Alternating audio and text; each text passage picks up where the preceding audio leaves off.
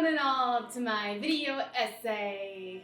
This is for my experimental video game design class. I hope it goes well. Let's get started.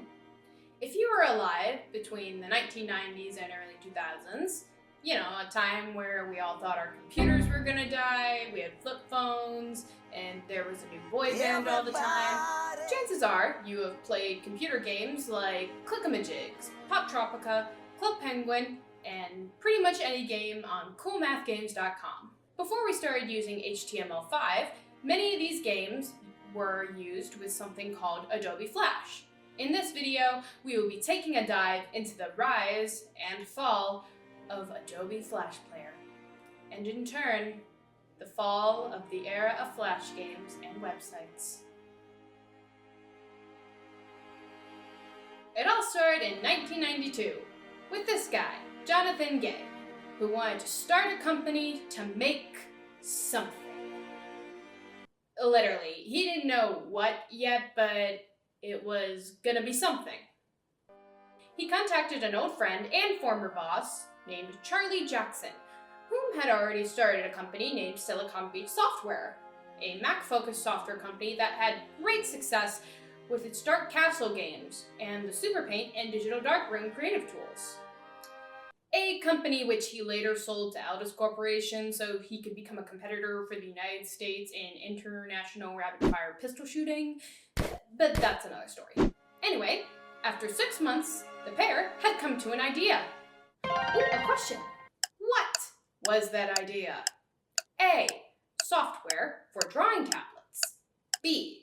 Software for personal digital assistants. Or C. Software for Microsoft? The answer is A and B. Gay and Jackson developed a software for Geo Corporation's PenPoint operating system, an OS designed specifically for tablet computers and personal digital assistants, specifically the EO Personal Communicator.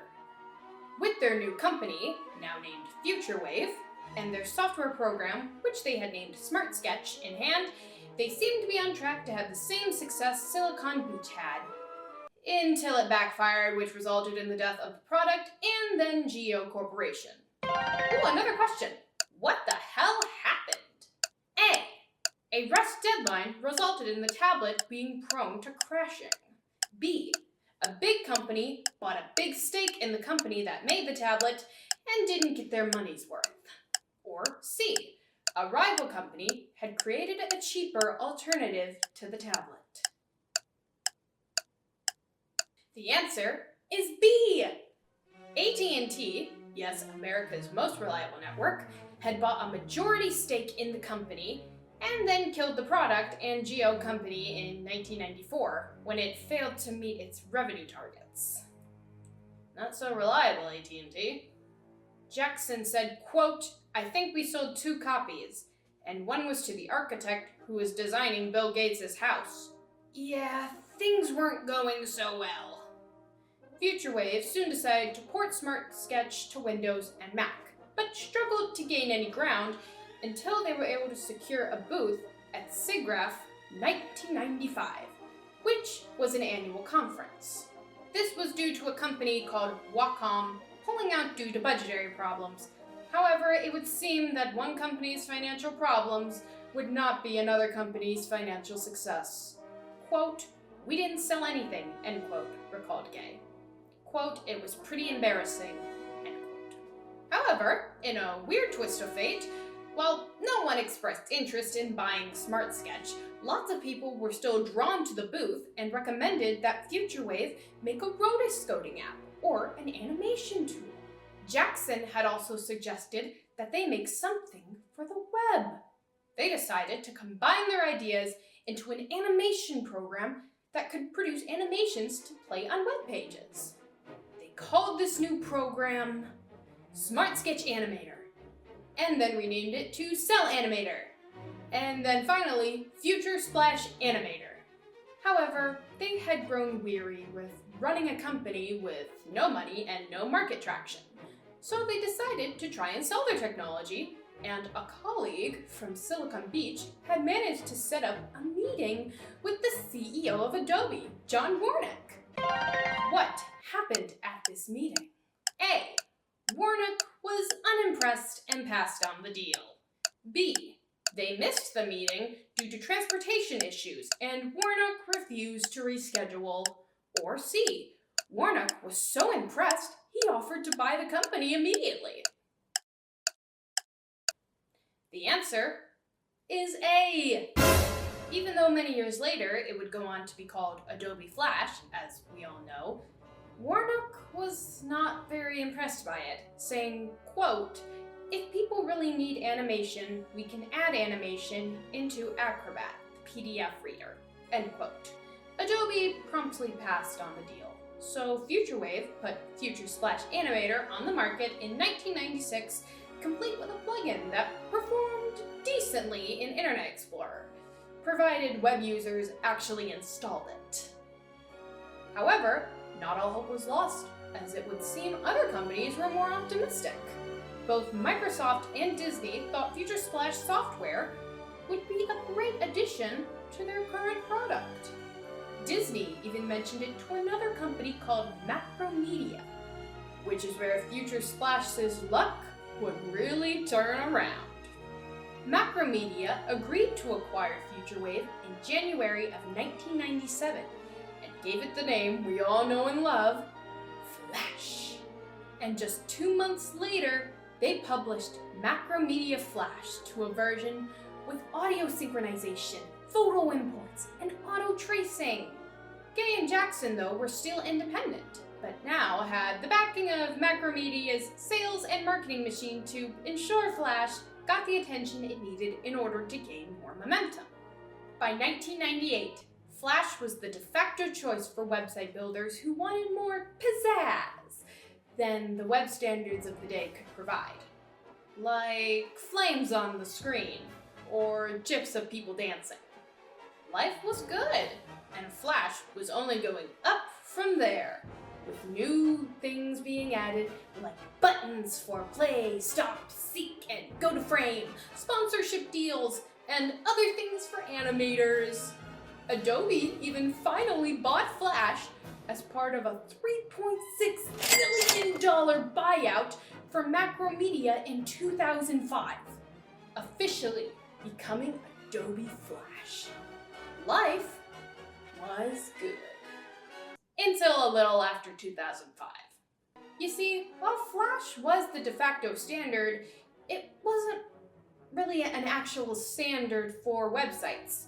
More people started using HTML and CSS, along with other web standards like SVG and JavaScript. And Flash started to lose some of its competitive advantage. But the straw that broke the digital camel's back happened in 2010, when a certain tech CEO published his thoughts on Flash. Who was this CEO? Was it A. Bill Gates, B. Steve Jobs, or C. both of them?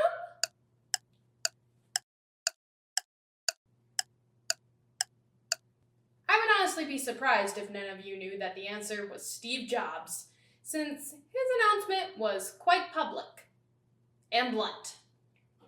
Yes, the apple of the tech world's eye himself. In his lengthy rant, he pointed to the closed and proprietary nature of Flash, which was wholly owned and controlled by Adobe, and required a browser plugin to use. In a nutshell, if it wasn't something Apple could have control over, they did not want any part of it. According to Jobs, quote, "Flash was created during the PC era, for PCs and mice. Flash is a successful business for Adobe, and we can understand why they want to push it beyond PCs. But the mobile era is about low-power devices, touch interfaces, and open web standards. All areas where Flash falls short." End quote.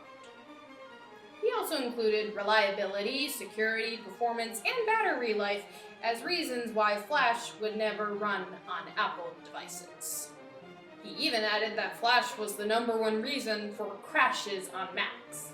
Though some critics would point out that a lot of the things Jobs said was bad about Flash, Apple had experienced on their devices one way or another, with Adobe's CEO, Shantanu Narayan, even calling Jobs' letter a, quote, extraordinary attack, end quote. But the damage was already done. However, he did have a point about the vulnerabilities of Flash. And due to those vulnerabilities, Adobe had to constantly issue updates to Flash Player. Very often. So often, in fact, that they just couldn't keep up. Kind of like filling a bucket with water that has a hole at the bottom. Plus, cybercriminals would create fake Flash Player updates and trick users into installing malware. So did Steve Jobs kill Flash? Yes and no. Well, his thoughts definitely didn't help with Flash's declining popularity. Flash was just getting too old. It was no longer compatible with current technology, and fixing the problems in the program was becoming more trouble than it was worth. By 2017, many browsers had stopped supporting Adobe Flash Player and running its content. Adobe even put out an announcement that Flash would reach the end of its life on December 31st, 2020. By then, Adobe had pivoted much of their content to HTML5. Eventually, December 31st, 2020 came and went, and Adobe Flash Player faded into history.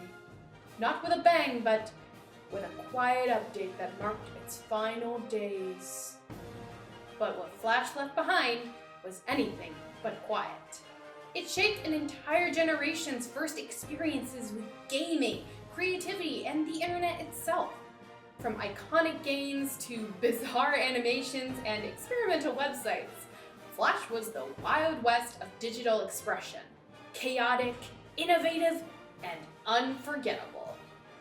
Even though modern web technologies have taken its place, the spirit of the Flash era lives on. It's preserved in archives, emulators, and the memories of millions who clicked their way through a world that felt limitless. Flash may be gone, but its legacy is eternal.